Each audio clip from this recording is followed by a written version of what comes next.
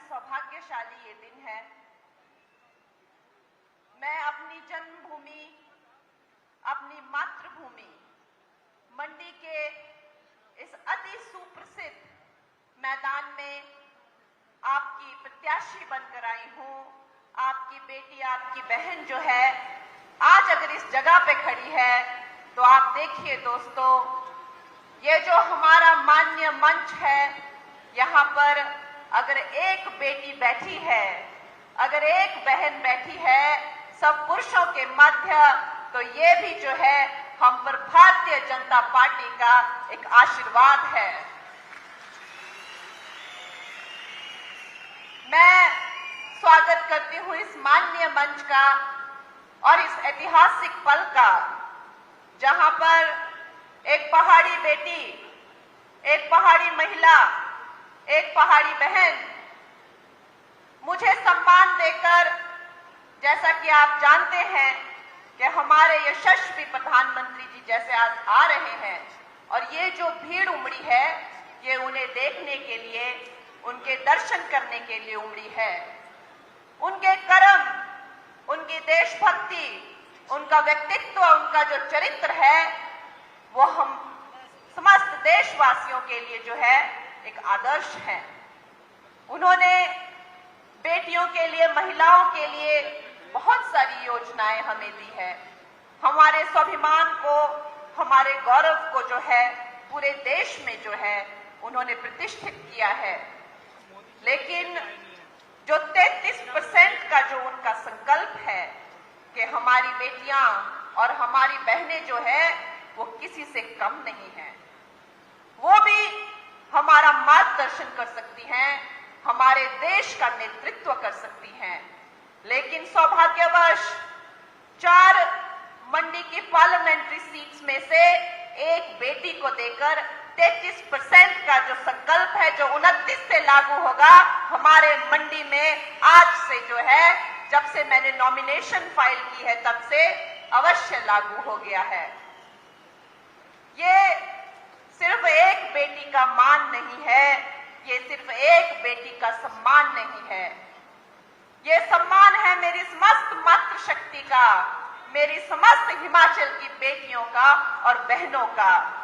अवश्य ही जिन पहाड़ी, जब मैं भी बाहर पढ़ने गई थी तो मुझे जो है अजीब अजीब तरह के नाम लेकर बुलाया जाता था। जब मैं मुंबई में गई तो मैंने इस बात का बहुत विरोध किया कि मैं अंग्रेजी नहीं बोल पाती थी तो मेरा मखौल उठता था। यहां तक कि से जहां मंडियाली बात हुई, अगर हम हिंदी भी बोलते हैं तो एक बड़ी मीठी सी जो है एक लहजा आता है, उस तक का जो है चंडीगढ़ से लेकर जहां भी मैं जब गई तो एक ऐसा वक्त था, वो वक्त अलग था। आज वो वक्त नहीं है, लेकिन उस वक्त पे जो है मुझे एक हास्य का पात्र बनाया जाता था। मेरी जुबान का, मेरी अंग्रेजी ना बोलने का, मेरे बाहर से आने का, न जाने कितने तरीके से कहां किस के कॉफी काउच में मेरा मजाक उड़ाया जाता था, और जिस बात का बहिष्कार मैंने समस्त भारत के सामने किया। लेकिन आज जब एक पहाड़ी बेटी को, जब एक पहाड़ी बहन को जो है एक प्रत्याशी बनाकर, एक भावी एमपी बनाकर, एक भविष्य की नेत्री बनाकर, जब विश्व की सबसे बड़ी पार्टी भारतीय जनता पार्टी, विश्व के सबसे बड़े नेता नरेंद्र मोदी जी के मार्गदर्शन में जब आपके सामने खड़ी होती है तो उसका जो गौरव है और उनका जो वैभव है वो ऐतिहासिक बन जाता है। इसलिए मैं अपनी सारी मातृशक्ति की तरफ से, अपनी सारी हिमाचल की बेटियों की तरफ से, अपनी सारी बहनों की तरफ से जो है हमारे प्रधानमंत्री जी का बहुत बहुत नमन करती हूं, बहुत बहुत धन्यवाद करती हूं। दोस्तों, जैसा कि आप जानते हैं, आज हमारे लिए वो सौभाग्यशाली दिन है जब प्रधानमंत्री जी जो है वो हमारा मार्गदर्शन करेंगे। प्रधानमंत्री जी के गुणगान करना तो यही बात है कि मानो हम सूरज को जो है दीपक दिखा रहे हैं। दोस्तों, मैं आपकी बेटी, आपकी कंगना, आपसे बस यही कहना चाहूंगी कि मैं भी मोदी जी की सेना में अब जुड़ चुकी हूं। उनके जो विकास का रथ है, जो विकास की और आधुनिकता की क्रांति उन्होंने समस्त विश्व में, समस्त भारत में जो लाई है, उसमें मैं भी उनकी जो है वो सेना में जुड़ चुकी हूं। उनका हिमाचल में जो है सड़क, शिक्षा और स्वास्थ्य, ये तीन जो है वो मेन एजेंडा है। सड़कों में अगर आप देखें तो एक क्रांति आई है। हमारे जयराम जी ने जो है 5000 किलोमीटर की रोड बनाने का एक ऐतिहासिक जो है वो लैंडमार्क काम किया है। और चाहे वो किरतपुर मनाली हाईवे हो या जो जितनी भी जो है 1 लाख करोड़ के बजट की जो है सड़कें जो है वो गडकरी जी ने अलॉट की हो, हर तरीके से जो है हिमाचल की कनेक्टिविटी पर हम मोदी जी के मार्गदर्शन के अंतर्गत काम करेंगे। और जहां तक आधुनिकता की बात है कि हम कभी सोच सकते थे कि हमारे हिमाचल प्रदेश में जो है वो IIT, IIM, एम्स जैसे बड़े बड़े संस्थान खुलेंगे, हम कभी सोच नहीं सकते थे। हमारे हिमाचल प्रदेश में जो है चाहे वो मुफ्त अनाज हो, चाहे वो आयुष्मान हो, हर स्कीम जो है, जल जीवन मिशन, क्योंकि मैं जिन जिन विधानसभाओं में जाती हूं, अभी ऐसे कुछ गांव हैं जहां पानी की भी दिक्कत है, हर जो है वो स्कीम जो केंद्र की जो है, मैं आपकी बेटी आप तक पहुंचाऊंगी।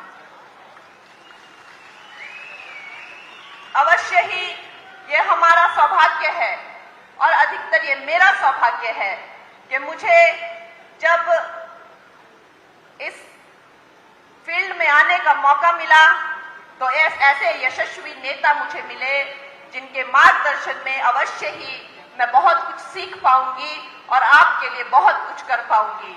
और दूसरा, मेरा ये मानना है कि मेरी हिमाचल की जो जनता है उन्होंने मुझे यहाँ बुलाया है। उनके प्यार के ने, उनके विश्वास ने और उनकी उम्मीदों ने जो है मुझे आज यहाँ पर खड़ा किया है।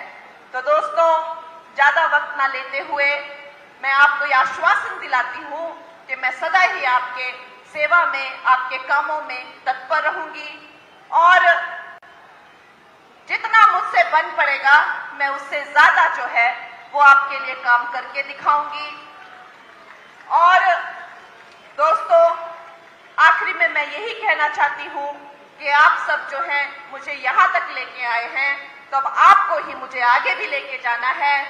मैंने अपनी योग्यता के आधार पर 4 बार जो है राष्ट्र पुरस्कार पाया है। कांग्रेस और बीजेपी दोनों ने ही मुझे राष्ट्र पुरस्कार दिए हैं अपने अपने वक्त में।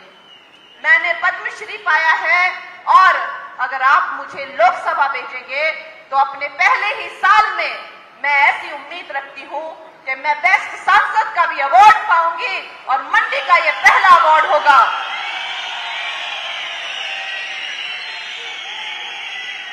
तो ऐसा अगर मुझे सौभाग्य मिलेगा और अगर ऐसा जो है आप मुझे दिल्ली पहुंचाएंगे तो अवश्य मैं अपनी मंडी, अपनी मातृभूमि का नाम जो है वो रोशन करूंगी। और इसके साथ ही हम कुछ नारे करेंगे। हम सब उत्सुकता से जो है मोदी जी के आने का जो है इंतजार कर रहे हैं। मोदी जी को जय श्री राम, मोदी जी को जय श्री राम, मोदी जी को जय श्री राम। भारत माता की जय। बहुत बहुत धन्यवाद। भारत माता की स्वागत है भाई, स्वागत है, स्वागत है भाई, स्वागत है।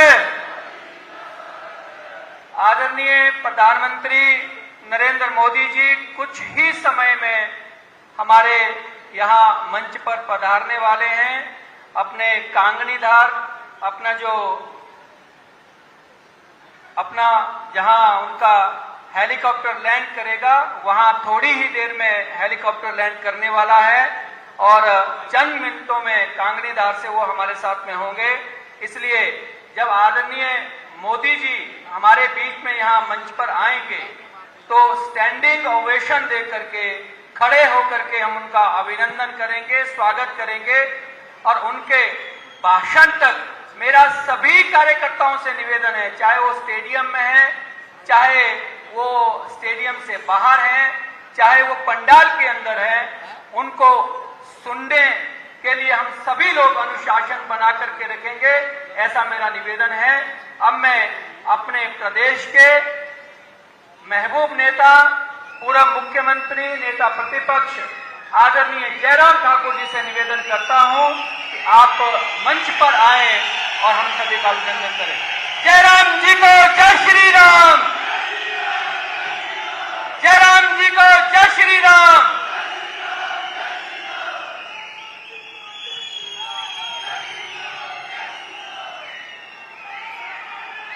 जय श्री राम, जय श्री राम, जय जय श्री राम।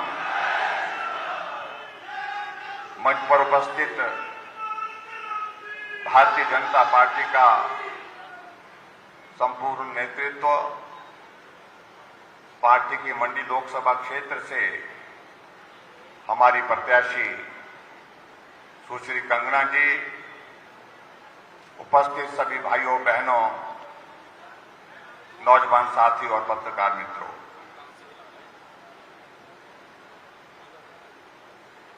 हम छोटी काशी के सभी भाई बहनों का आज ये सौभाग्य है कि हमारे देश के यशस्वी प्रधानमंत्री और बड़ी काशी के सांसद आज हम सबको अपना संदेश देने के लिए यहां पर आ रहे हैं। भाई और बहनों, मैं लंबी बात कहूं ये संभव नहीं है, क्योंकि आदरणीय प्रधानमंत्री जी थोड़ी देर में हमारे बीच में यहां पर पहुंचने वाले हैं। मैं आप सब भाई बहनों का यहां पर बहुत अभिनंदन करता हूं, स्वागत करता हूं। गर्मी के बावजूद भी बहुत सारे हमारे साथी, नौजवान साथी, बुजुर्ग सड़कों पर अभी तक खड़े हैं, क्योंकि अंदर आने की जगह पूरी तरह से भर गई है। जितना हमने सोचा था आज के इस कार्यक्रम के लिए, उससे लगभग दुगने लोग आज यहां पर इस जनसभा में यहां पर हमारे शामिल हुए हैं। और इसके लिए मैं सबसे पहले तो संगठन के सभी साथियों का बहुत बहुत धन्यवाद करता हूं। पिछले कल बारिश हो रही थी और रात के जब 12 बजे हम यहां से जा रहे थे, हमारे युवा मोर्चा के हमारे साथी झंडे लगा रहे थे, झंडे गिर रहे थे, तो फिर भी उसके बावजूद भीग भी रहे थे, लेकिन काम में डटे हुए थे। इसलिए सारी जिम्मेवारी, सारा इस कार्यक्रम का सफल आयोजन के लिए सब पार्टी के साथियों को बहुत बहुत बधाई, और मंच पर उपस्थित नेतृत्व को भी मैं बहुत बहुत बधाई देता हूं। हमारा सौभाग्य है भाई बहनों कि एक मजबूत नेतृत्व भारत को एक वर्षों के बाद मिला है, और शायद ऐसा लगता है कि वर्षों की तलाश अब पूरी हुई। आदरणीय नरेंद्र मोदी जी के नेतृत्व में यह देश आगे बढ़ा है। एक दशक का कार्यकाल पूरा होने के पश्चात दूसरे दशक की दस्तक दे रहा है, और ये पहली बार हम इस तरह का मंजर देख रहे हैं जब अभी वोट पड़ने बाकी हैं, वोट गिनने बाकी हैं, लेकिन देश नतीजा निकाल करके बैठ गया है कि आएंगे तो आएंगे तो आएंगे तो, यह हकीकत है। पहली बार हम देख रहे हैं कि विपक्ष की ओर से कोई इस बात को कह ही नहीं रहा कि हमारी सरकार बनेगी। पहली बार हम इस बात को देख रहे हैं कि देश में दूसरे प्रधानमंत्री का पूरे चुनाव के अभियान में नाम भी नहीं आ रहा है। ये हमारा सौभाग्य है भाइयों बहनों, ऐसा नेतृत्व भारतीय जनता पार्टी को मिला है। और इस नेतृत्व ने जिस प्रकार से देश को दुनिया के मानचित्र पर खड़ा किया है, इसे हम कभी भूल नहीं सकते। कुछ लोग कहते हैं कि क्या किया नरेंद्र मोदी जी ने, मैं यही कहूंगा, क्या करना बाकी रह गया है। राम जन्मभूमि पर मंदिर का निर्माण होना चाहिए। भूमि पूजन का कार्यक्रम भी हमने उनके हाथों से होते देखा और प्राण प्रतिष्ठा का कार्यक्रम भी हमने और आप सब लोगों ने उनके हाथों से होते देखा है। जय श्री राम, जय जय श्री राम। धारा 370 समाप्त होनी चाहिए, ये हम सब लोग सोचते थे, बोलते थे, लेकिन दिल मानता नहीं था। लोकसभा में, राज्यसभा में बिल पारित होते हमने देखा है। भाई और बहनों, मुझे जम्मू कश्मीर में 4 वर्ष तक काम करने का अवसर प्राप्त हुआ है संगठन के लिए। मैं आप सबके बीच में उस बात का जिक्र करना चाहता हूं, मैं जहां मैं रहता था जम्मू के परेड ग्राउंड में मेरे सामने सचिवालय का भवन था जम्मू कश्मीर का, और सचिवालय के छत पर 2 झंडे होते थे, एक तिरंगा झंडा और दूसरा झंडा जम्मू कश्मीर का झंडा। मालूम नहीं था मुझे कि इस प्रकार का भी। मैंने उत्सुकतावश वहां के साथियों से पूछा जब मैं पहली बार वो देखा, मैंने कि ये दूसरा झंडा किस बात का है? कहा कि ये जम्मू कश्मीर का झंडा है। हमने कहा ये तिरंगे झंडे के समानांतर, उसके समानांतर होने के साथ उसके बराबर क्यों है? देश का झंडा तो एक है, वो तिरंगा झंडा है। लेकिन कहा, साथियों ने कहा कि इसलिए है क्योंकि धारा 370 है, उसके अंतर्गत ये प्रावधान है कि जम्मू कश्मीर अपना झंडा अलग से रख सकता है। मंत्री आता था 2 झंडे की गाड़ियों वाला, एक तरफ तिरंगा झंडा, एक तरफ दूसरा जम्मू कश्मीर का झंडा। और आज जब धारा 370 समाप्त हुई, मुझे जम्मू जाने का मौका मिला। मैं उसी जगह खड़ा हुआ और उसी सचिवालय के भवन की छत को मैंने देखा, एक तिरंगा झंडा, कश्मीर से कन्याकुमारी तक एक भारत, समस्त भारत, एक तिरंगे झंडे के नीचे मजबूत भारत। आज धारा 370 समाप्त होने के बाद 3 तलाक समाप्त होना चाहिए, इस बात को कहते थे। 3 तलाक हमारे सामने समाप्त हुआ। फिर कहा कि सीएए लागू होना चाहिए, उस दिशा में आगे बढ़े। यूसीसी लागू होना चाहिए, उसके लिए कानून बन गया, उसका इंतजाम हो गया। और आगे बढ़ करके हम देखते हैं कि अगर जनधन खाते की अगर हम संख्या देखते हैं, 50 करोड़ से ज्यादा की संख्या जनधन खाते खोले गए, और जिन जनधन खाते में पैसा गरीब लोगों ने भी डालना शुरू किया। महिलाएं यहां पर बहुत बैठी हैं, माता बहनें। हम कहते थे आरक्षण होना चाहिए, 33% आरक्षण होना चाहिए। सभी बोलते थे होना तो चाहिए, लेकिन होता नहीं था। देश में जब मजबूत नेतृत्व नरेंद्र मोदी जी का मिला, धारा 370 समाप्त हुई। धारा 370 समाप्त होने के बाद ये भी काम था नारी सम्मान की थे, और उसमें 33% महिलाओं को आरक्षण का प्रावधान किया गया। उसके लिए भी मैं आप सबको बधाई देता हूं।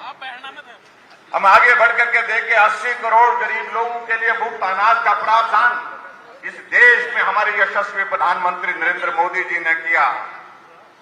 35 करोड़ से सीधे डीबीटी के माध्यम से देशवासियों के खाते में पैसे डाले गए, 35 लाख करोड़ का। और इससे आगे बढ़ करके हम देखें भाई और बहनों, आयुष्मान भारत, देश के गरीब लोगों के इलाज के लिए एक योजना आई। उस योजना के अंतर्गत 5 लाख रुपए का हेल्थ कवर किया गया। और अब प्रधानमंत्री नरेंद्र मोदी जी ने इस बात का भी जिक्र किया कि हम आने वाले समय में नई सरकार बनने के बाद 70 साल से ऊपर सभी बुजुर्गों को आयुष्मान भारत के अंतर्गत कवर करेंगे। ये भी एक वादा नरेंद्र मोदी जी ने किया। आज हमारे लिए खुशी का विषय है कि अगर गारंटी की अगर बात कहते हैं, गारंटी एक आदमी की चलती है, एक आदमी के गारंटी पर भरोसा देश करता है, और वो भरोसा किस पर है? नरेंद्र मोदी जी का। मोदी जी की गारंटी का मतलब है काम पूरा होने की गारंटी। ये नरेंद्र मोदी जी की गारंटी है। और जिस तरह से कांग्रेस के नेताओं की गारंटियों का जिक्र होता है, उन बातों में मैं जाना नहीं चाह रहा हूं। उससे पहले हमारे साथियों ने यहां पर बहुत सारी बातों का जिक्र किया है। आगे बढ़कर के हम बात करें भाई और बहनों, मैं ये भी कहना चाहता हूं आज हमारे देश के अंदर 10 करोड़ से ज्यादा परिवारों को उज्ज्वला योजना के अंतर्गत गैस का कनेक्शन दिया।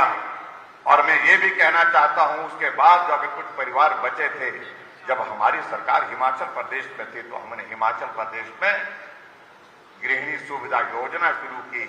बाकी के सब घर में गैस का चूल्हा पहुंचाने का काम हमने पूरा किया। हिमाचल पूरे देश भर में पहला राज्य है जहां हर घर में गैस का चूल्हा पहुंचाने में पहला स्थान हिमाचल प्रदेश ने हासिल किया। इसके लिए भी मैं आप सबको बहुत बहुत बधाई देता हूं भाई। All India Medical Institute Himachal Pradesh में हो गया। वंदे भारत ट्रेन हिमाचल प्रदेश को मिल गई। अटल टनल रोहतांग बन करके तैयार हो गई 3300 करोड़ की लागत से, और उसका उद्घाटन करने के लिए हमारे देश के यशस्वी प्रधानमंत्री नरेंद्र मोदी जी मनाली आते हैं।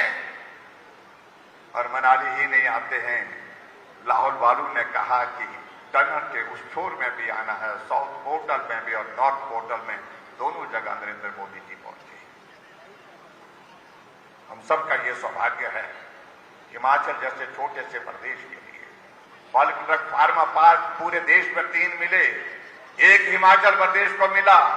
मेडिकल डिवाइस पार्क पूरे देश भर में 3 मिले, एक हिमाचल प्रदेश को मिला। प्रधानमंत्री ग्राम सड़क योजना के अंतर्गत 2700 करोड़ रुपए के फेज 3 की शुरुआत करने की अगर पूरे देश में पहल हुई तो हिमाचल पहला राज्य था जहां चंबा से इसकी शुरुआत की गई। ये सारे काम आदरणीय प्रधानमंत्री नरेंद्र मोदी जी ने हमको करके दिए। और उसके बावजूद भी विचित्र परिस्थिति है। संकट आता है हिमाचल प्रदेश में, आपदा आती है हिमाचल प्रदेश में, तो जिंदगी बचाने के लिए कहा, प्रधानमंत्री जी ने व्यक्तिगत रूप से फोन करके कहा, गृह मंत्री जी ने व्यक्तिगत रूप से कहा, जो भी करने की आवश्यकता है वो करने के लिए हमारी ओर से पूरी मदद होगी। एयरफोर्स के हेलीकॉप्टर दिल्ली से उड़ान भर करके यहां जिंदगी को बचाने में जुटे। और उसके बावजूद हिमाचल प्रदेश में उस त्रासदी के अंतर्गत 1800 करोड़ रुपए लोगों को दिए, 18,000 मकान हिमाचल प्रदेश को दिए। और उसके बावजूद दुख इस बात का होता है जब कांग्रेस के लोग कहते हैं कि कुछ नहीं किया। शायद उनको ये उम्मीद थी, क्योंकि उनकी आदत बन चुकी है, जब तक जेब में ना आ जाए तब तक के लिए कोई मिला है, कुछ मिला है, इस बात को मानते ही नहीं। हिमाचल प्रदेश में त्रासदी में कहा गया कि हमने ये किया, हमने वो किया, हमने बहुत सारा बड़ा पैकेज दिया। लेकिन भाइयों और बहनों, मैं इतना जरूर कहना चाहता हूं, पैकेज की घोषणा की जब हमने हिमाचल प्रदेश की विधानसभा के अंदर पूछा कि इसमें प्रदेश सरकार का योगदान कितना है, कितना शेयर है, तो मालूम पड़ा प्रदेश सरकार का 1 पैसे का उसमें योगदान नहीं है। जो भी पैसा दिया गया यही पट्टल के मैदान में मुख्यमंत्री आते हैं, यही पंडाल में चेक दिए जाते हैं, और वो चेक दिए गए, किस पैसे के चेक दिए गए? पैसा वही था जो नरेंद्र मोदी जी ने 1800 करोड़ रुपए दिल्ली से हिमाचल प्रदेश में उस मदद के लिए दिया। लेकिन आज मुझे इस बात को लेकर के दुख है कि वो पैसा गरीब लोगों के लिए जिनका नुकसान हुआ उनको नहीं मिल रहा है, जिसका घर चला गया उसको भी पैसा नहीं मिला। लेकिन कांग्रेस का नेता है, उसका घर सलामत है, लेकिन उसके खाते में पैसे आते हैं। ये हमने अपने एक नहीं अनेकों जगह देखा। किसी का बाग चला गया, बगीचा चला गया, पशुशाला चले गई, वो इंतजार कर रहे हैं उस पैकेज का, उनको पैसा नहीं मिल पा रहा है। लेकिन पात्र व्यक्तियों तक पैसा मिलना चाहिए, ये हमारी मांग हमेशा रही है। और मैं इस बात को भी जरूर कहना चाहता हूं, अगर पात्र व्यक्ति को वो पैसा नहीं मिला तो आने वाले समय में दौर जरूर आएगा जब इस सारे मामले की जांच होगी, जो दोषी होंगे उनके खिलाफ निश्चित रूप से कार्रवाई की जाएगी। गरीब लोगों का पैसा अमीर लोगों में बांट दिए। बहुत जगह गया मैं, लोगों ने लिख करके दिया कि मकान गिरने के कगार पर है, रह नहीं सकते हैं, रात को सोते हैं, छत को हम देखते रहते हैं। पटवारी के पास गए, उन्होंने कहा कि जब तक मकान खड़ा है तब तक के लिए, जब तक गिरेगा नहीं बोलता तब तक के लिए पैसा नहीं मिल सकता है। ये परिस्थिति आपको बताऊं हिमाचल प्रदेश सरकार। इसलिए भाई और बहनों, मुझे लगता है कि आज के इस दौर में हमको बहुत कुछ करने की बात है, बहुत कुछ सोचना पड़ेगा। और जहां हिमाचल प्रदेश सरकार की अगर मैं बात कहूं, जब मैं कहता हूं तो हमारे कुछ मित्रों को बहुत बुरा लगता है। ये सरकार, कुछ लोग बोलते हैं ये जा रही है, मैं कहता हूं ये जा नहीं रही है, ये तो जा चुकी है, जा चुकी है हर हालत में। और उसकी कोई वजह ऐसे नहीं हम बिना वजह के बोल रहे हैं। यही हर्ष महाजन जी बैठे हैं, राज्यसभा के सांसद हमारे। जब इनका नॉमिनेशन भरा, कांग्रेस के कुछ लोग हमारे पास आए, कहने लगे कि भाई क्या हिमाचल प्रदेश में आप ये नॉमिनेशन जो भर रहे हैं इसको वापिस लो। हमने कहा भाई वापिस तो नहीं लेंगे, कि परंपरा ऐसी रही है, आप जीतेंगे कैसे, बदनामी हो जाएगी आपकी बोलते। हमने कहा होने दो, 25 कहा कि आप 25 है, हम 43 है। हमें मालूम था कि कुछ गड़बड़ वहां पर चल रहा है उनके, क्योंकि जब से मुख्यमंत्री हिमाचल प्रदेश में बने वो विधायकों को नहीं मिलते थे, विधायकों की बात को नहीं सुनते थे। अगर बात सुनते थे तो किसकी सुनते थे? सिर्फ उनकी सुनते थे जो उनके सलाहकार, जो कैबिनेट रैंक के दर्जे के साथ बिठा दिए गए, जो वार्ड के मेंबर तक नहीं है वो प्रदेश को चला रहे। उनके विधायकों ने कहा कि आप गलत कर रहे हैं। कहते हैं कि मुझे कुछ पता है, मुझे मत समझाइए। आखिरकार उन विधायकों को समझाने का मौका मिला। राज्यसभा में वोट डालने की बात आई तो उन्हें चोरी छुपे नहीं कांग्रेस के पोलिंग एजेंट को वोट दिखा करके कि हम जा रहे हैं और ये हम करके जा रहे हैं। 14 महीने आपने दलील किया, बार बार दलील किया, और आत्म सम्मान के लिए आज खड़े होने की आवश्यकता है, और आत्म सम्मान के लिए हम खड़े हैं। हम नतीजा भुगतने के लिए भी तैयार हैं, लेकिन आत्म सम्मान और स्वाभिमान के साथ कोई समझौता नहीं है। परिणाम निकला, हम जीत गए, और जीत होनी भी निश्चित रूप से थे भाई और बहनों, क्योंकि कांग्रेस की ओर से जो कैंडिडेट दिया गया था वो कैंडिडेट वो था जो 25 साल तक सुप्रीम कोर्ट में राम के अस्तित्व को चुनौती देता रहा। राम पैदा ही नहीं हुए, किसने देखा, किसने कहा कि अयोध्या में पैदा हुए? ऐसे प्रश्न पैदा करते थे मनु सिंह जी। जब पर्ची पर बात आई, बराबर बराबर वोट हो गए, तो हमने कहा कि अब तो भगवान रामचंद्र जी ही हमारी रक्षा करेंगे। और होता भी वही है जो कहते हैं ना, होए वही जो राम रचि राखा। और पर्ची निकली तो भारतीय जनता पार्टी की जीत हुई, हर्ष महाजन जी राज्यसभा चले गए। तो कहते हैं कि सरकार कांग्रेस पार्टी की काहेजी सरकार है, बहुमत, प्रचंड बहुमत होने के बावजूद भी सरकार हार गई है। और नैतिकता तो यह बनती है, उनको त्यागपत्र देना चाहिए था, लेकिन नहीं दिया। भाई और बहनों, इससे आगे बढ़कर के हम देखते हैं, दूसरे दिन बजट था, बजट में भारतीय जनता पार्टी के 15 विधायकों को उठा करके सड़क में फेंक दिया गया, तब जाकर के बजट पारित हुआ। किस बात की सरकार है? और यहां ठीक कहा हमारे साथियों ने कहा कि कांग्रेस पार्टी की अध्यक्षा चुनाव क्यों नहीं लड़ी? वो तो सांसद थी, यहां से टिकट मांगने की जरूरत है, टिकट खुद ही वो अपने आप तय कर सकती है, अध्यक्षा है।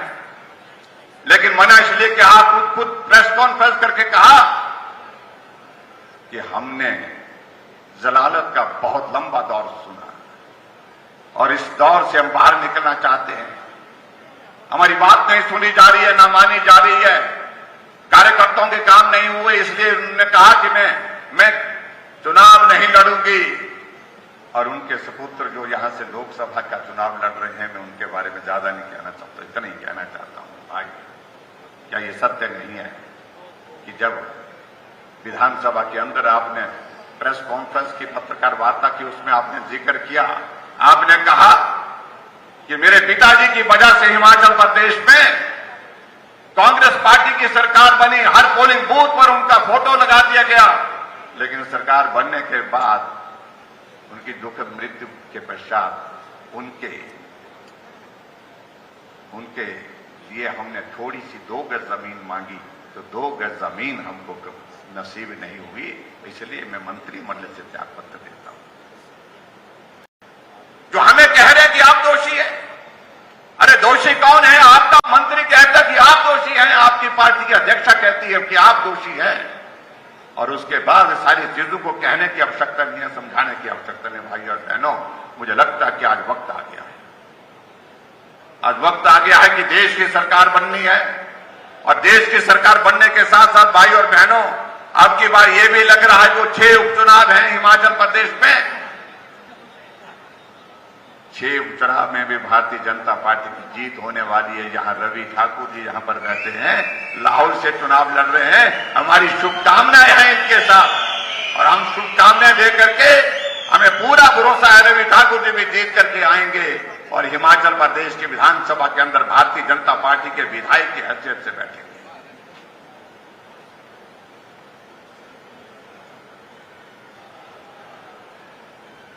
आज हमारे लिए प्रसन्नता का विषय है कि मंडी लोकसभा क्षेत्र के लिए भारतीय जनता पार्टी के केंद्र के नेतृत्व ने तय किया कि कंगना जी चुनाव लड़ेंगे, और जो 33% का आरक्षण का जिक्र हो रहा, तो वो हिमाचल मुझे लगता है कि पूरे देश में पहला राज्य है जहां पर 33% लागू कर दिया,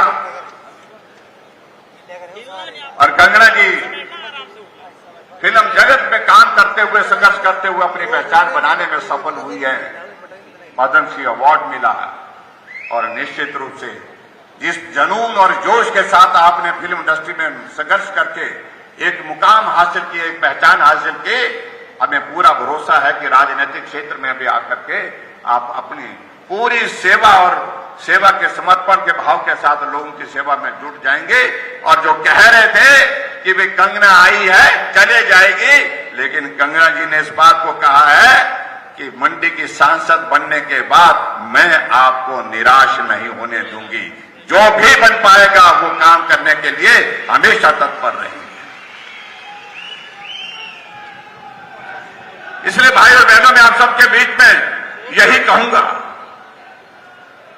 अब जहां तक बात आती है मंडी के हितों की बात कहते हैं, और कुछ लोग कहते हैं विजन की बात कहते हैं, मैं सिर्फ उनको इतना ही कहना चाहता हूं, मंडी के इस मैदान में जहां मैं खड़ा हूं, मेरे सामने यहां सरदार पटेल यूनिवर्सिटी का भवन खड़ा है, यहां पर जिस यूनिवर्सिटी को हमने हिमाचल प्रदेश की शिमला यूनिवर्सिटी के बाद दूसरी यूनिवर्सिटी बनाने की हमने कोशिश की, इसलिए की क्योंकि शिमला में यूनिवर्सिटी में बच्चों की स्ट्रेंथ इतनी ज्यादा हो गई, वहां बच्चों के लिए बैठने की जगह आज की तारीख में हो पा रही है, इसलिए हमने तय किया कि एक यूनिवर्सिटी और बननी चाहिए, और शिमला के बाद दूसरा अगर सबसे बड़ा कॉलेज का कैंपस है जो क्लस्टर यूनिवर्सिटी के नाते यहां पर फंक्शन कर रहा था, वो मंडी है।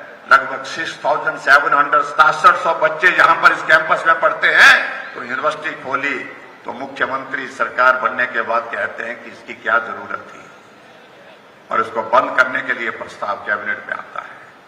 बंद नहीं कर पाए तो छोटा करने के लिए प्रस्ताव लाया गया, और यहां के जो सांसद के लिए चुनाव लड़ रहे हैं वो मंत्रिमंडल की बैठक में उपस्थित हैं, और उपस्थित होकर के ये निर्णय करते हैं कि मंडी की यूनिवर्सिटी को छोटा कर दिया जाए, 130 डिग्री कॉलेज इस यूनिवर्सिटी के अंतर्गत थे, और यहां इसको जो है सिर्फ 46 कॉलेज इसके अंतर्गत रखे, सारे कॉलेज निकाल दिए। क्या गुनाह किया था मंडी के लोग? मैं क्षेत्रवाद की राजनीति नहीं करता हूं, लेकिन ये हकीकत है, वो जो जाननी पड़ेगी।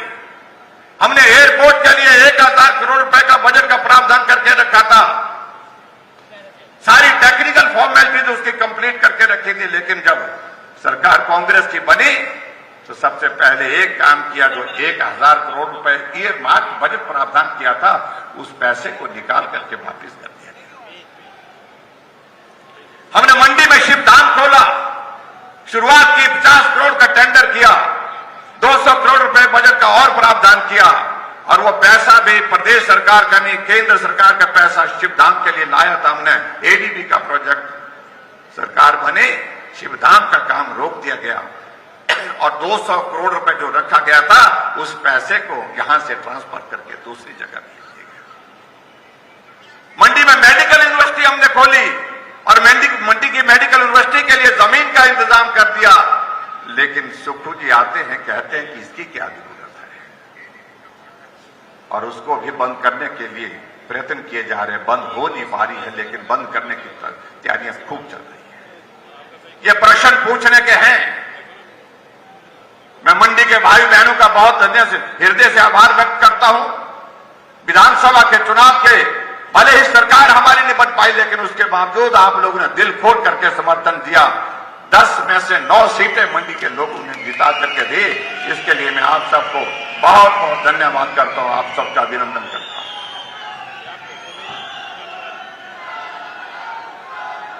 लेकिन मंडी को बदनाम करने की कोशिश है, ये उचित नहीं है। मैं इस बात को साफ कहना चाह रहा हूं। मंडी का जिक्र इस प्रकार से कांग्रेस के नेता, ये कौन सी मंडी, कांग्रेस के नेता जो चुनाव लड़ रहे हैं, जो चुनाव लड़ने के चुनाव लड़ा रहे हैं, क्या उनको नहीं मालूम कि मंडी का अभिप्राय क्या है? क्या आपने क्या मंडी समझ रखा है इसको? ये मंडी वो मंडी है जिस मंडी को मांडव ऋषि ने अपना तपोस्थली बनाया। मांडव ऋषि के नाम पर इस मंडी का नाम पड़ रहा है। इस मंडी को इस तरह से बदनाम करने की अगर कोशिश करो तो भुगतना पड़ेगा। इस बात को मैं बड़ा साफ कहना चाहता हूं। 1000 संस्थान हिमाचल प्रदेश में बंद कर दिया प्रदेश की सरकार बनने के बाद। चले हुए संस्थान, खुले हुए संस्थान बंद कर दिए। क्या ये सारा जवाब मांगने का हक नहीं है पूरे प्रदेश पर को?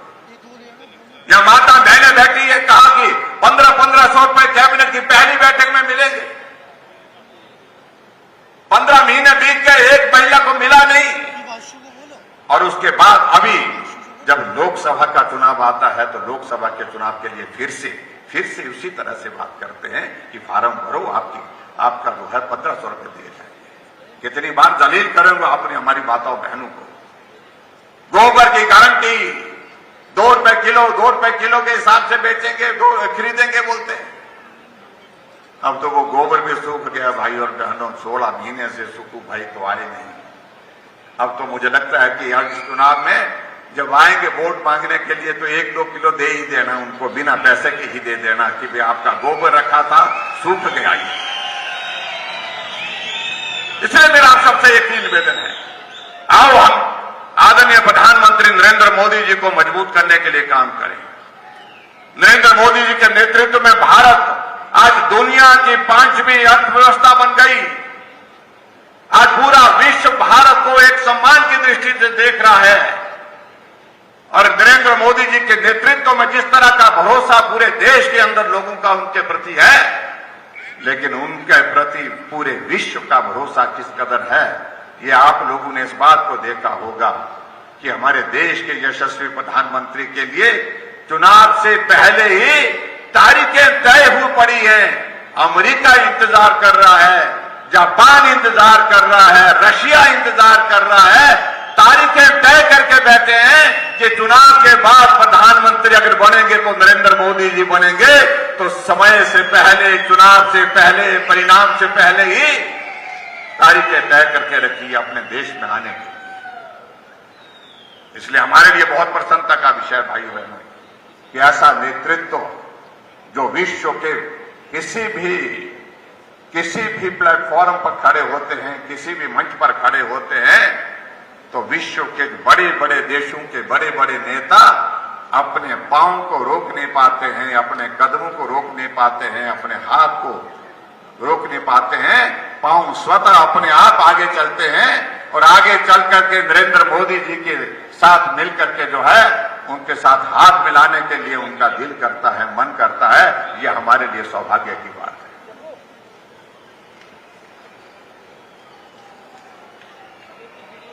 मुझे इस बात को लेकर के जरूर कहना है आप सबके बीच में कि हिमाचल जैसे छोटे से प्रदेश के लिए आदरणीय प्रधानमंत्री जी का जो योगदान था उसे कभी हम भूल नहीं सकते। कोविड का संकट था, ये देश के हर व्यक्ति की जिंदगी बचाने का एक बहुत बड़ा एक काम हमारे सामने था, लेकिन देश के यशस्वी प्रधानमंत्री जी ने कोविड के उस दौर से देश को बाहर निकाला। वैक्सीन लगाने की अगर बात आती थी, वैक्सीन कैसे बनेगी, कहां बनेगी, देश तो नहीं बना सकता, बहुत सारे लोगों ने यही कहा। लेकिन हुआ क्या कि देश के यशस्वी प्रधानमंत्री नरेंद्र मोदी जी ने कहा कि हमारे देश 135 करोड़ की आबादी का देश, क्या भारत के अंदर ये संभव नहीं है। साइंटिस्ट बुलाए, उन्होंने कहा हो सकता है, और सफलता हासिल की, वैक्सीन बनी और देश के हर नागरिक को वैक्सीन लगी। एक नहीं, दो डोजेज लगी, और 2 डोजेज लगने के बाद बूस्टर डोज भी लग गई। भारत माता की। हमारे यशस्वी प्रधानमंत्री देवभूमि हिमाचल प्रदेश की इस छोटी काशी में पधार रहे हैं, और कुछ ही पलों में हमारे बीच में यहां पर वो पहुंचने वाले हैं। मैं आप सबका एक बार फिर से आभार व्यक्त करता हूं। देश मजबूत होना चाहिए, लेकिन देश मजबूत करने के लिए नेतृत्व मजबूत होना चाहिए। अगर वो मजबूत नेतृत्व किसी पार्टी के पास है, तो हमें उस बात का गर्व है कि हमारी पार्टी के पास है। नरेंद्र मोदी उनका नाम है, और मजबूत भारत को आगे बढ़ाने के संकल्प के साथ वो काम कर रहे हैं। आप सब आज के इस कार्यक्रम में बड़ी संख्या में यहां पर आए, आप सभी भाई बहनों का मैं अभिनंदन करता हूं, स्वागत करता हूं। आप सबका मैं बहुत बहुत धन्यवाद करता हूं। मेरा आप सबसे विनम्र निवेदन है कि आप सब डटे रहें। जब तक आप यहां पर प्रधानमंत्री जी के पहुंचने का इंतजार कर रहे हैं, तब तक के लिए अपने स्थान पर बने रहें, और गर्मजोशी के साथ हम अभिनंदन करेंगे, स्वागत करेंगे। और जहां तक हमारे भारतीय जनता पार्टी की हिमाचल प्रदेश की 4 सीटों का है, हम 4 सीटों पर जीत हासिल कर रहे हैं, और मंडी की सीट पर कंगना जी का पहले नंबर पर चुनाव चिन्ह है, पहले नंबर पर चुनाव चिन्ह है। पहला बटन दबा करके आप इनको अपना आशीर्वाद दीजिए, आप इनको विजयी बनाइए। इसी संकल्प के साथ आज के इस कार्यक्रम में आप सब यहां पर आए हैं। आप सबका बहुत बहुत धन्यवाद। आप सब बड़ी संख्या में आज कार्यक्रम का सफल बनाने के लिए जो सहयोग दिया है, उसके लिए भी मैं आप सबका बहुत बहुत धन्यवाद करता हूं। जय श्री राम, जय श्री राम, जय श्री राम। बहुत बहुत धन्यवाद। नमस्कार। बहुत बहुत धन्यवाद आदरणीय जयराम ठाकुर जी। भारत माता की, भारत माता की, भारत माता की।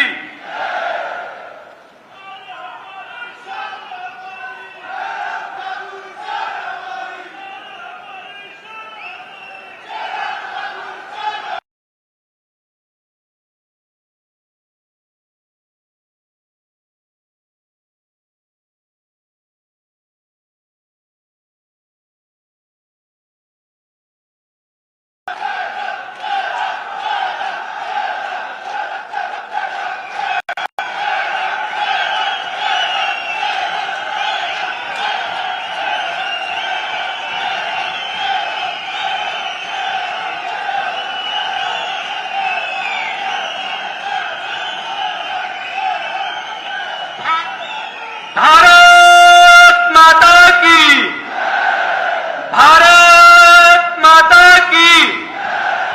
चंद मिनटों में ही आदरणीय मोदी जी हमारे यहां मंच पर पहुंचने वाले हैं। आदरणीय जयराम ठाकुर जी यहां रिसेप्शन लाइन में उनका स्वागत करने नीचे उतरे हैं।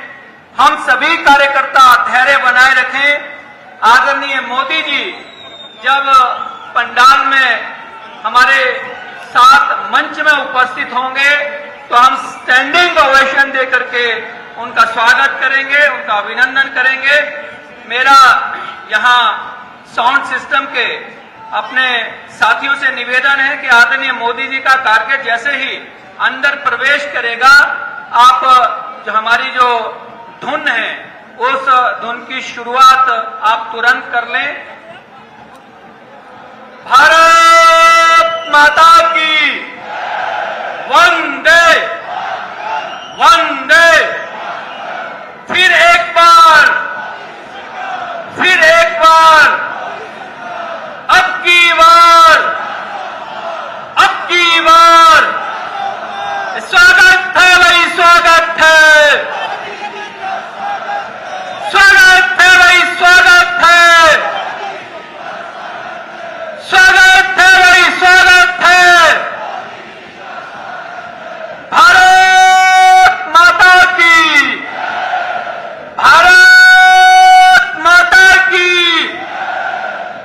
पंडाल के बाहर भी जो भाई बंधु सभी कार्यकर्ता साथी जहां जहां उपस्थित होकर के आदरणीय मोदी जी को देखने के लिए, सुनने के लिए आए हैं, मेरा उनसे भी निवेदन है कि जैसे ही आदरणीय मोदी जी मंच पर उपस्थित होंगे, स्टैंडिंग ओवेशन देकर के उद्घोषणाओं के साथ हम आदरणीय मोदी जी का स्वागत करेंगे। मेरा सभी कार्यकर्ता साथियों से निवेदन है। भारत माता की अब की बार, अब की बार, अब की बार, फिर एक बार, फिर एक बार, फिर एक बार नरेंद्र मोदी कमल निशान, नरेंद्र मोदी कमल निशान, नरेंद्र मोदी कमल निशान। हमारी सांसद कैसी है, हमारी सांसद कैसी है, हमारी सांसद कैसी है। भारत माता की, भारत माता की वंदे, वंदे, वंदे, वंदे, वंदे, वंदे, वंदे। भारत माता की। मोदी जी को जय श्री राम, मोदी जी को जय श्री राम, मोदी जी को जय श्री राम, मोदी जी को जय श्री राम।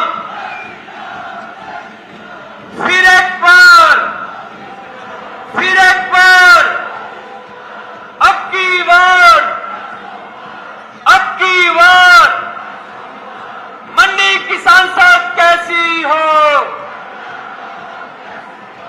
मंडी की सांसद कैसी हो। जयराम जी को जय श्री राम, जयराम जी को जय श्री राम। स्वागत है भाई, स्वागत है, स्वागत है भाई, स्वागत है,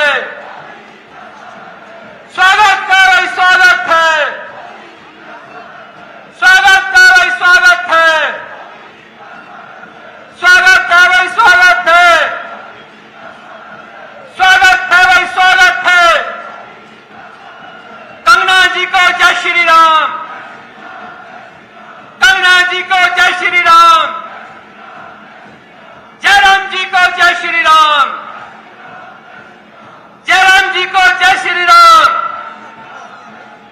जयराम जी को जय श्री राम, मोदी जी को जय श्री राम। अब की बार, अब की बार, फिर एक बार, फिर एक बार, अब की बार, अब की बार, फिर एक बार, फिर एक बार।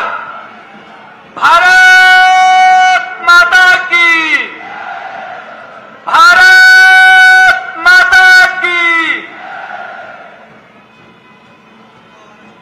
जैसे ही आदरणीय मोदी जी यहां वेन्यू में हमारे मंच के पीछे अपने कार्यकर्ता उनका स्वागत करेंगे, वैसे ही उनके स्वागत में अपनी धुन बजेगी।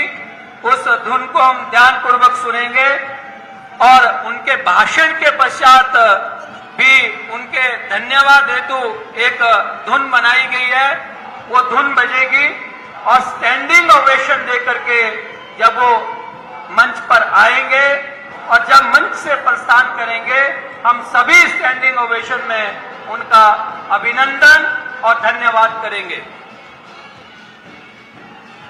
पंडाल से बाहर जहां जहां भी सभी कार्यकर्ता, सभी साथी इस भरी गर्मी में, भरी धूप में उपस्थित हैं, वो अपने देश के यशस्वी प्रधानमंत्री आदरणीय मोदी जी को सुनने के लिए, उनको देखने के लिए और तीसरी बार प्रधानमंत्री बनने के लिए उत्साहित हैं, उत्सुक हैं।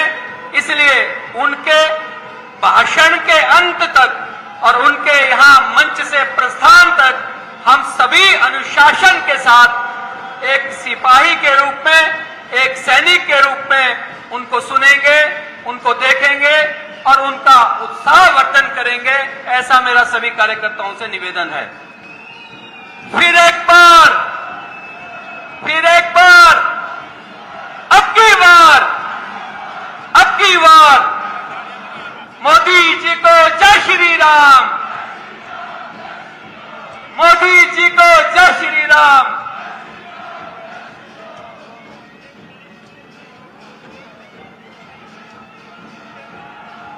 भारत माता की, भारत माता की। अभी मोदी जी के स्वागत में धुन बजेगी, उस धुन का हम सभी आनंद लें और उस धुन के साथ हम नाच भी सकते हैं, थिरक सकते हैं।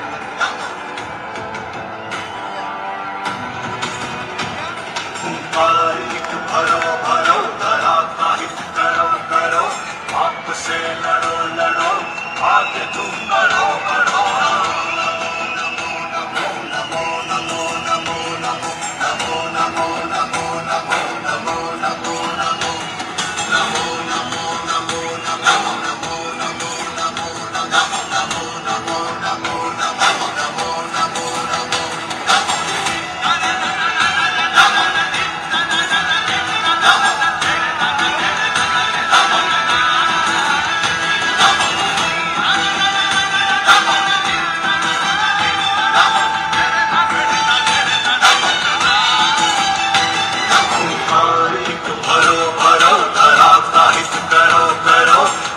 से लड़ो लड़ो, आगे तुम बढ़ो बढ़ो।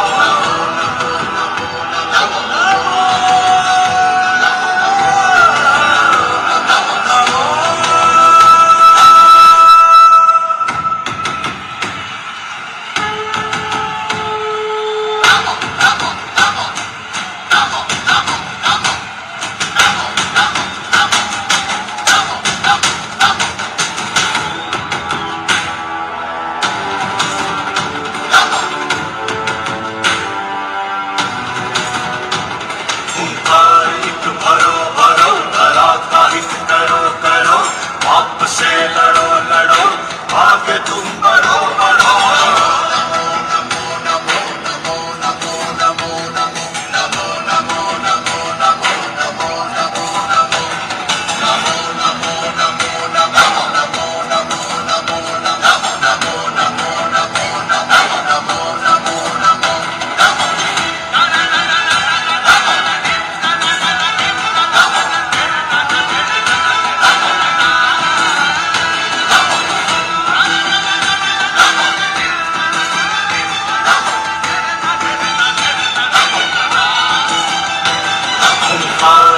भरो भरो धरा काहित करो करो, आप से लड़ो लड़ो, आगे तुम बढ़ो बढ़ो।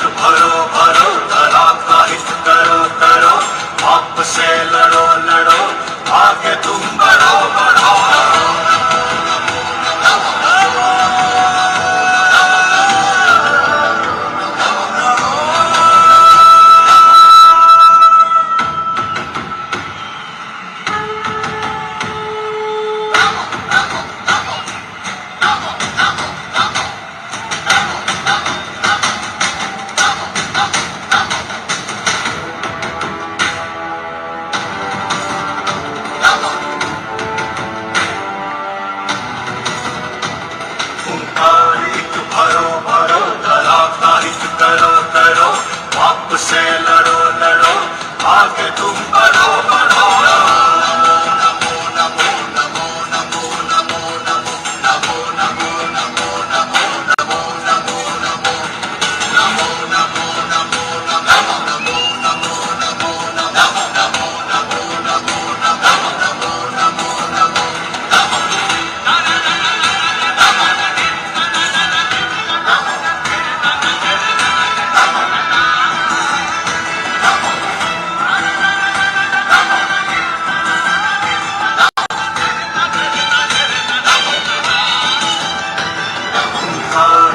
भरो भरो धराता हित करो करो पाप से लड़ो लड़ो आगे तुम बढ़ो बढ़ो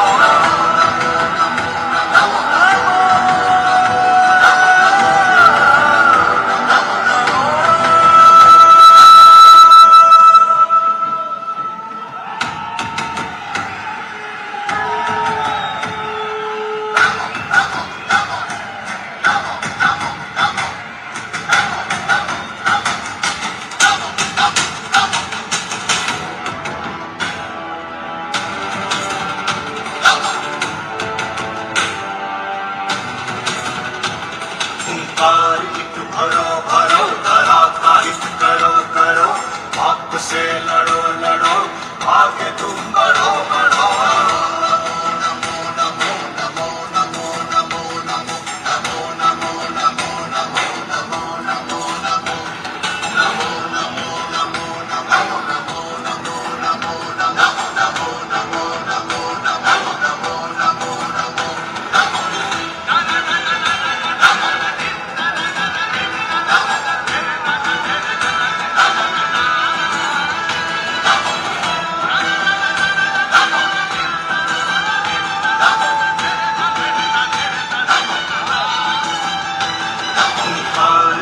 भरो भरो धराता हित करो करो पाप से लड़ो लड़ो आगे तुम बढ़ो बढ़ो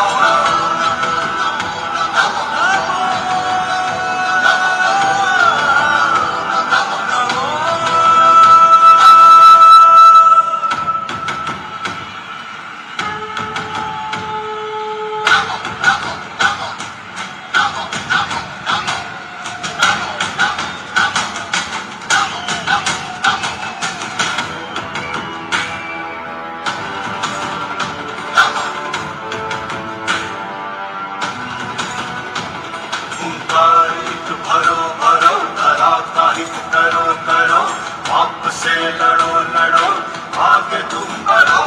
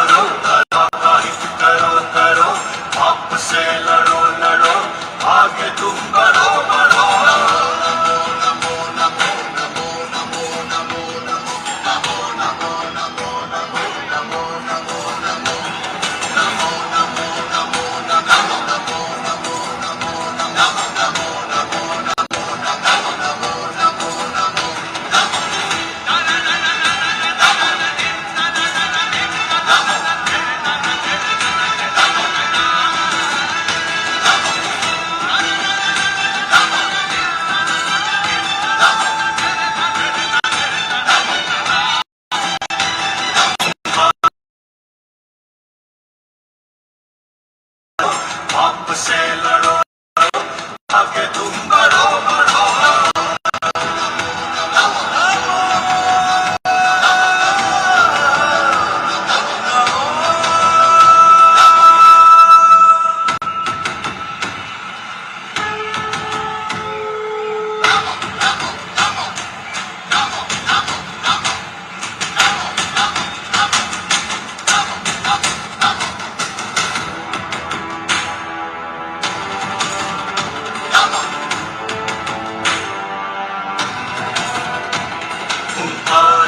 भरो भरो धरा का हित करो करो, पाप से लड़ो लड़ो आगे तुम बढ़ो बढ़ो।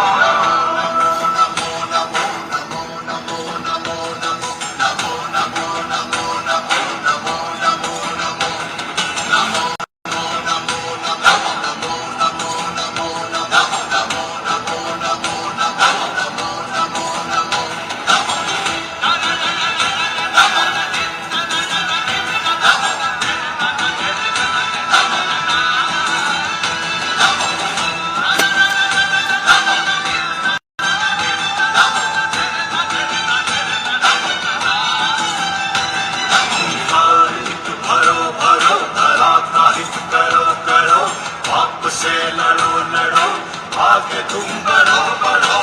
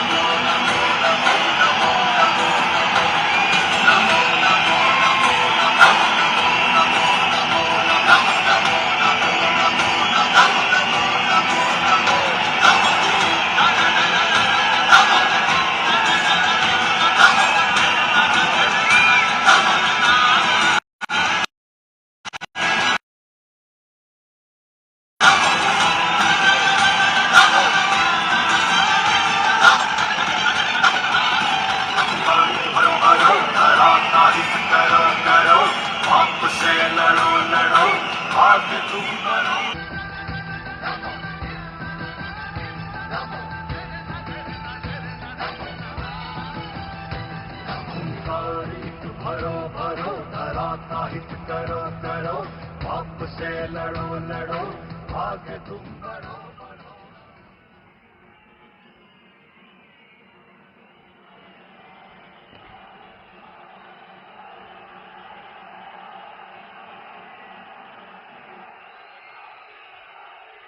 बहुत बहुत धन्यवाद। मैं प्रदेश के आदरणीय जयराम ठाकुर जी।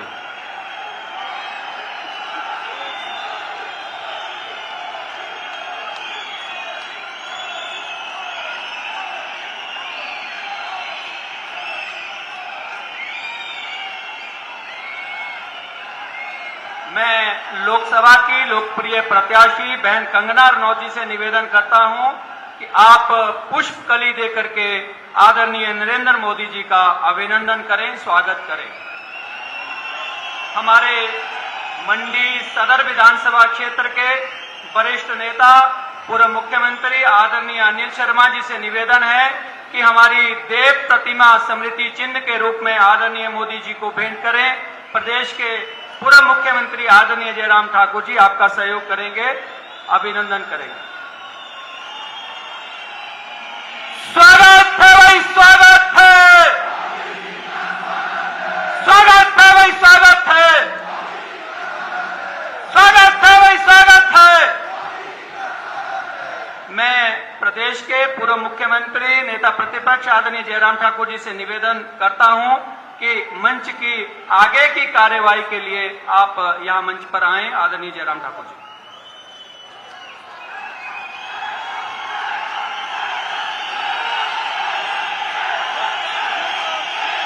भारत माता की, भारत माता की। दुनिया के सबसे लोकप्रिय नेता, दुनिया के सबसे मजबूत नेता, हमारे देश के यशस्वी प्रधानमंत्री आदरणीय श्री नरेंद्र मोदी जी का मैं छोटी काशी मंडी में हार्दिक अभिनंदन करता हूं, स्वागत करता हूं।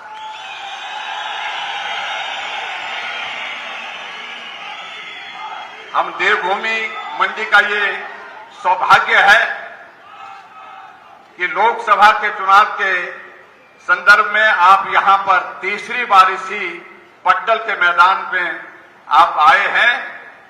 2014 में जब आए थे, शासन कांग्रेस पार्टी का था, चारों सीटों पर हम जीते थे। 2019 में आए, चारों सीटों पर ऐतिहासिक जीत हमने हिमाचल प्रदेश में उस वक्त भी हासिल की, और आप 2024 में अब आए हैं। अब की बार भी चारों सीटों पर ऐतिहासिक जीत हम हासिल करने वाले हैं।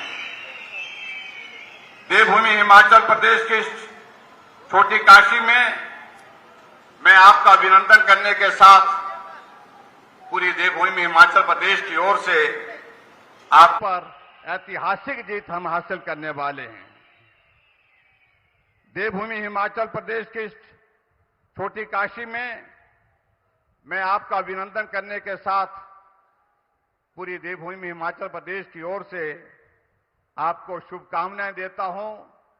एक दशक आपके नेतृत्व में भारत ने हर तरफ प्रगति की है, उन्नति की है। दूसरे दशक की शुरुआत आप करने जा रहे हैं, इसके लिए हम सब की ओर से बहुत बहुत बधाई, बहुत बहुत शुभकामनाएं।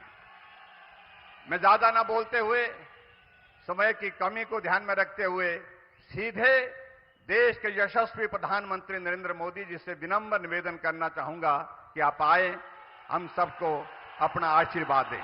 भारत माता की, भारत माता की।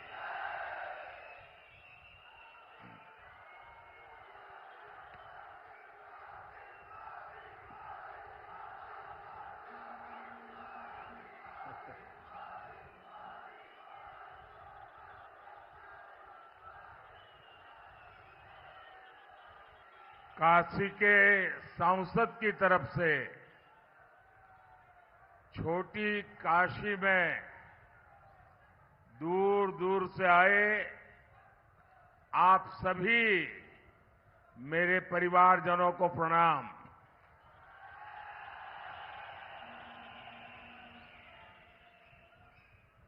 मांडव ऋषि की इस तपोस्थली से मैं सभी देवी देवताओं को, तीर्थों को श्रद्धापूर्वक नमन करता हूं।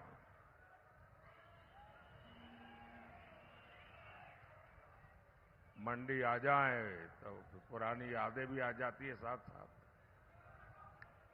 काफी पुराने चेहरे भी नजर आ रहे हैं और पुरानी यादें भी बहुत ताजा हो जाती हैं। मैं आपके बीच में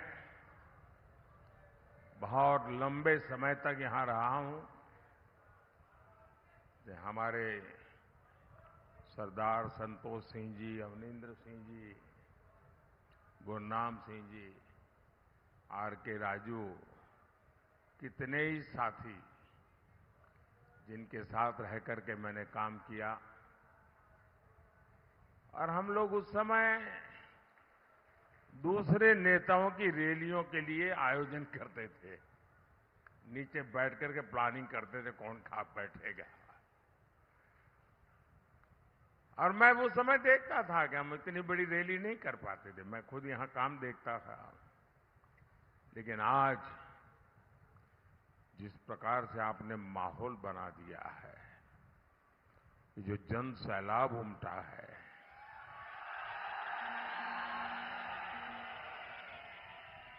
और मुझे मालूम है मंडी लोकसभा की रैली अपने आप में पहाड़ चढ़ने जैसा है।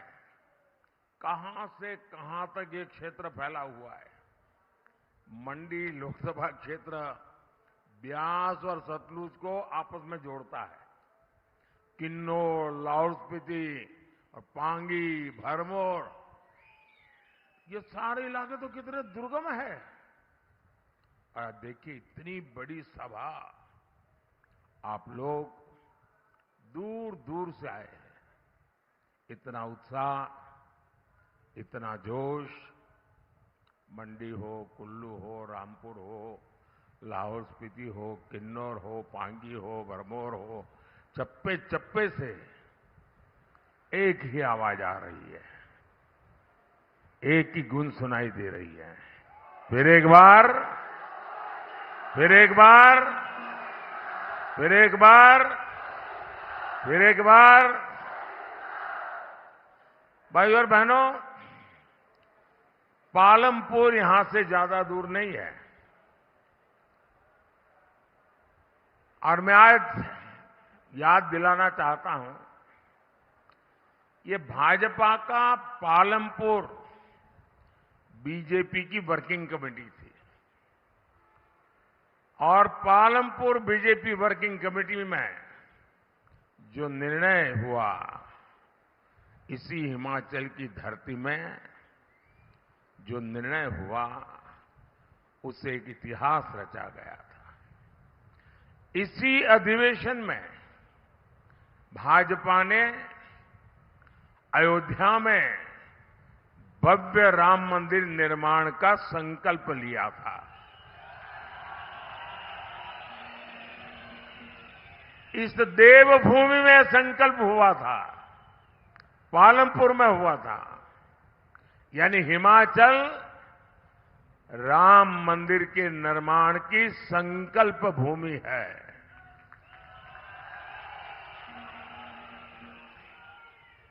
हिमाचल में लिया गया वह ऐतिहासिक संकल्प सिद्ध हो चुका है। 500 साल का ये इंतजार,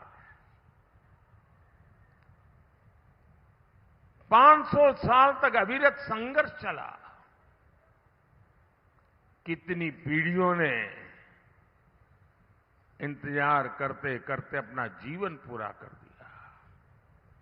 लाखों लोगों ने शहादत मोली। अब 500 साल का इंतजार खत्म हुआ। किसने किया? ये इंतजार खत्म किसने किया? इस इंतजार को खत्म किसने किया? जरा आवाज दबी हुई लग रही है। किसने किया? किसने किया? किसने किया?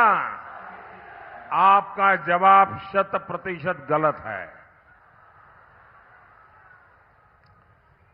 ये इंतजार खत्म किया है आपके एक वोट ने।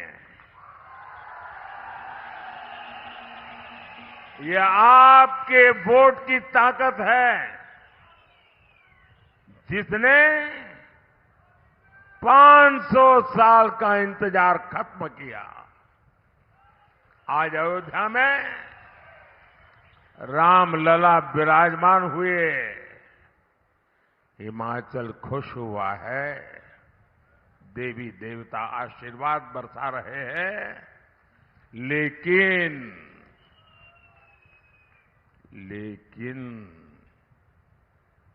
कांग्रेस खुश नहीं है।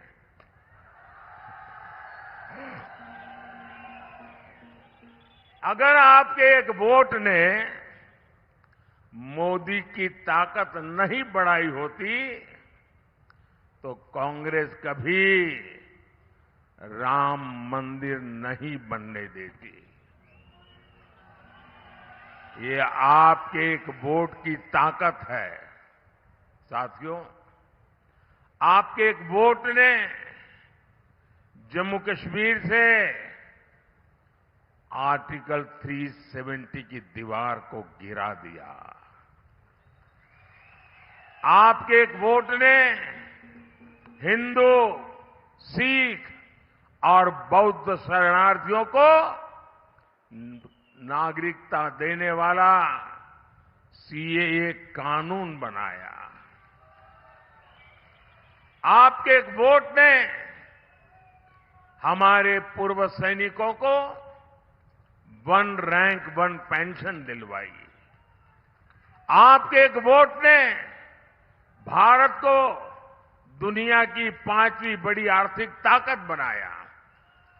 और ये आपका ही वोट है जिसने विधानसभा और लोकसभा में महिलाओं के लिए आरक्षण का प्रावधान किया।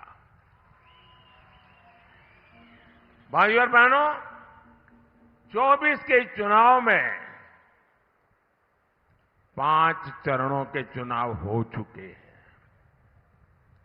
इन 5 चरणों में बीजेपी एनडीए को बहुमत से ज्यादा सीटें मिल चुकी हैं।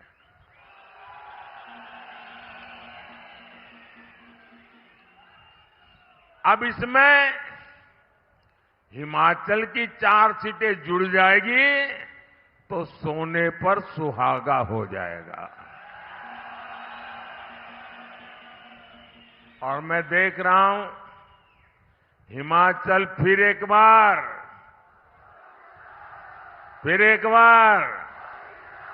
और उसके लिए 4-0 से हैट्रिक बनाने जा रहा है।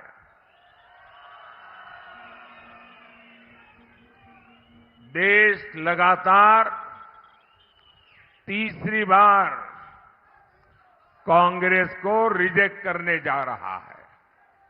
साथियों, आपने दशकों तक कांग्रेस का शासन देखा है। कांग्रेस को ऐसा भारत पसंद है जहां गरीबी हो, संकट हो, नागरिक समस्याओं से घिरे हो। इसलिए वो देश में पुराने हालात वापस लाना चाहती है। वो देश के विकास में रिवर्स गियर लगाना चाहती है। और इसलिए कांग्रेस कह रही है कि अगर हम सत्ता में आएंगे तो 370 वापस लाएंगे। कांग्रेस कह रही है सीएए को खत्म करेंगे। कांग्रेस के साथी तो यहां तक पागलपन आया है, वो कह रहे हैं हमारे जो परमाणु हथियार है ना, वो भी हम खत्म कर देंगे। चुनाव में घोषणा कर रहे हैं जी।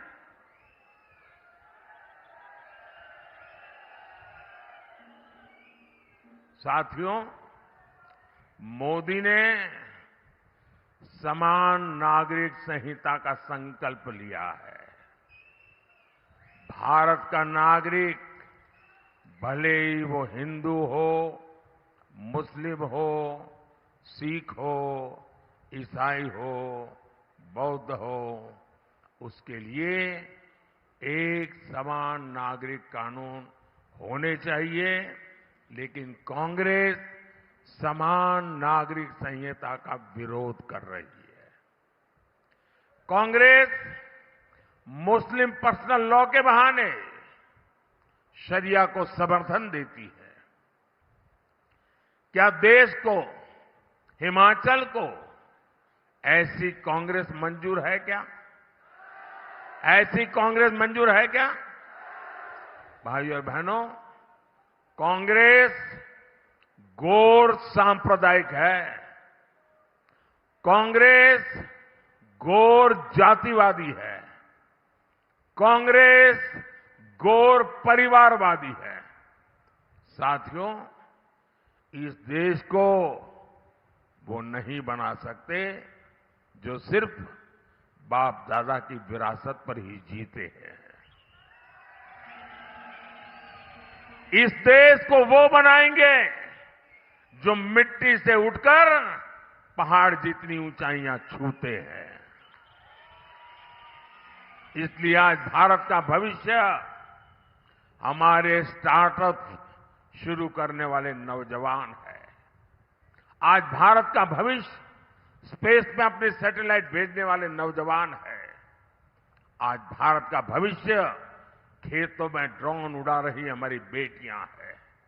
आज भारत का भविष्य लड़ाकू विमान उड़ा रही हमारी बेटियां हैं। इसलिए बहन कंगना भी सिर्फ हमारी कैंडिडेट भर नहीं है, ये देश के नौजवानों की, हमारी बेटियों की एस्पिरेशंस को रिप्रेजेंट करती है। बेटियां भी एकदम नई फील्ड में जाकर अपने दम पर सक्सेसफुल हो सकती है, ये इस विश्वास को रिप्रेजेंट करती है। लेकिन साथियों, कांग्रेस उसी दकियानुसी सोच में डूबी हुई है। आपने देखा है, अपने दम पर सफलता हासिल करने वाली बेटियों को कांग्रेस क्या बोलती है?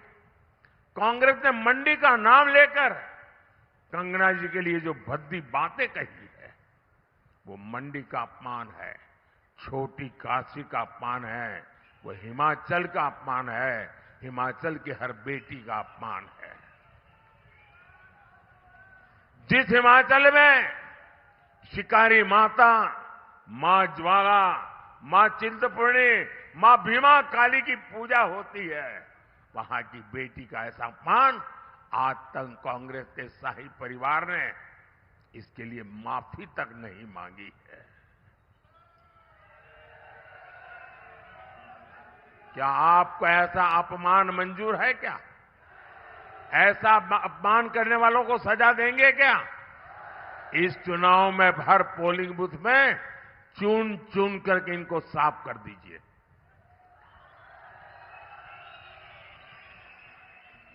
भाइयों और बहनों, ये कांग्रेस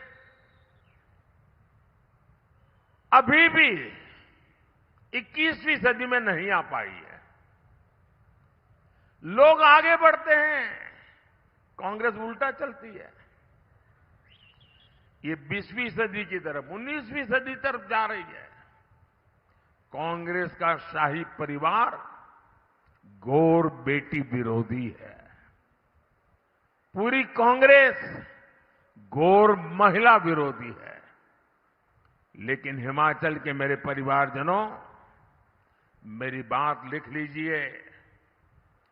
आप अपनी बेटियों को खूब पढ़ाइए, उनको खुला सुरक्षित माहौल देने और नई बुलंदियां देने की गारंटी ये मोदी की गारंटी है।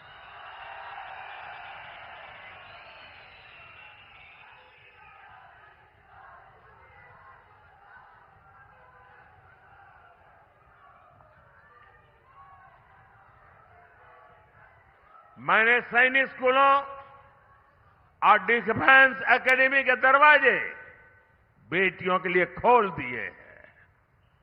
मैंने सेना में बेटियों के लिए जो दरवाजे पहले बंद थे वो भी खोल दिए हैं।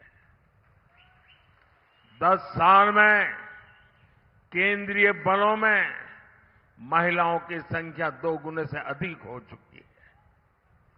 फाइटर पायलट हो या फिर पैसेंजर जहाजों की पायलट, बेटियों के लिए आने वाले 5 साल बुलंद उड़ान के होने वाले हैं। और ये अगर आप लिखते हैं तो लिख लेना। पत्रकार मेरी इस बाइट को भी सेव करके रख लेना। बड़ी जिम्मेवारी से कह रहा हूं, यहां जैसी सरकार ने झूठे वादे किए थे ना, वो मोदी का काम नहीं है। और इसलिए कहता हूं, ये मोदी की गारंटी है। ये मोदी की गारंटी है। भाई और बहनों, कांग्रेस को सिर्फ धोखा देना और ताला लगाना ही आता है। कहां तो हिमाचल में लाखों नौकरियां देने की घोषणा की थी और कहां सर्विस कमीशन में भी उन्होंने ताला लगा दिया। और उन्होंने सिर्फ सर्विस कमीशन पर ताला नहीं लगाया, उन्होंने मेरे हिमाचल प्रदेश के बेटे बेटी नौजवानों को उनके भविष्य पे